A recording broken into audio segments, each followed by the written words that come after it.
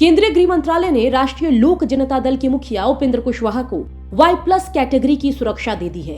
कुशवाहा ने पिछले महीने ही नीतीश कुमार के खिलाफ बगावत करते हुए जेडीयू से नाता तोड़ लिया था और बाद में अपनी अलग पार्टी बना ली थी। नीतीश से बगावत करने के बाद राष्ट्रीय लोक जनता दल के नाम से नई पार्टी बनाने वाले उपेंद्र कुशवाहा को केंद्र सरकार ने VIP सुरक्षा दी है। कुशवाहा को Y+ कैटेगरी की सुरक्षा दी गई है।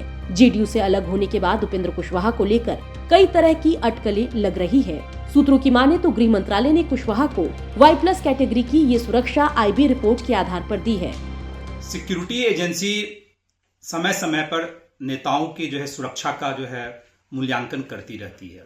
उसी क्रम में अगर आदरणीय उपेंद्र कुशवाहा जी की भी सुरक्षा की मूल्यांकन किया गया और केंद्र सरकार रिपोर्ट के आधार पे अगर उनको किसी श्रेणी की सुरक्षा प्रदान करती है तो यह एक स्वागत योग्य कदम है। आदरणीय उपेंद्र कुशवाहा जी बड़े नेता हैं, जनाधार वाले नेता हैं और लगातार उनका कार्यक्रम बिहार के कोने कोने में लगा रहता है। तो मुझे लगता है उनकी सुरक्षा को केंद्र सरकार ने अगर ध्यान रखी है तो निश्चित रूप से यह स्वागत योग्य कदम है। केंद्र सरकार को मैं धन्यवाद देता हूं कि उन्होंने उनकी सुरक्षा के लिए इस तरह का कदम उठाने का काम किया है।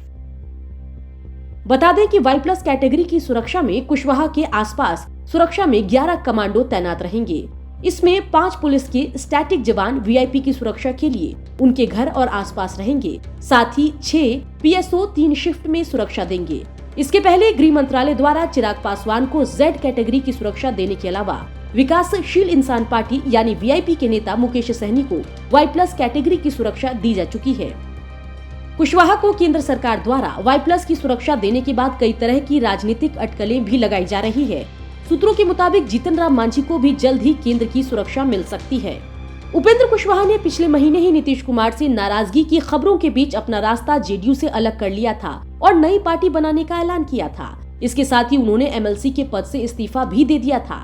2 साल पहले जेडीयू में शामिल होने वाले कुशवाहा लंबे वक्त से मुख्यमंत्री नीतीश कुमार से नाराज चल रहे थे। नीतीश सरकार में कुशवाहा को कोई मंत्री पद नहीं मिला हुआ था और जब कैबिनेट का विस्तार हुआ तब भी उनकी अनदेखी हुई। इसके बाद धीरे धीरे कुशवाहा नीतीश के खिलाफ मुखर हुए और बाद में उन्होंने जमकर नीतीश की आलोचना की और अपनी अलग पार्टी बनाई।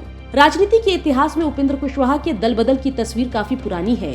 साल 2005 में जब बिहार विधानसभा चुनाव में बीजेपी और जेडीयू की अगुवाई वाली NDA बिहार की सत्ता में आई, तब कुशवाहा अपनी ही सीट से चुनाव हार गए, जिसके बाद कुशवाहा और नीतीश के बीच दूरियां आ गई। इतना ही नहीं, उन्होंने जेडीयू को अलविदा भी कह दिया। इसके बाद कुशवाहा ने अपनी नई पार्टी बनाई और नाम रखा राष्ट्रीय समता पार्टी। फिर वो दोबारा जेडीयू में गए, फिर जेडीयू से अलग होकर अपनी पार्टी बनाई राष्ट्रीय लोक समता पार्टी और 2014 के लोकसभा चुनाव में उन्होंने NDA को अपना समर्थन दिया और बिहार की 3 लोकसभा सीट पर उनकी पार्टी ने चुनाव लड़ा।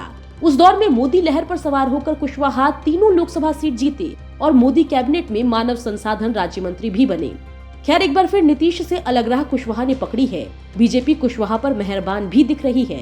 देखना होगा कुशवाहा के NDA में जाने की औपचारिक घोषणा आखिर कब होती है। दिल्ली से जितेंद्र बहादुर सिंह के साथ ब्यूरो रिपोर्ट बिहार तक।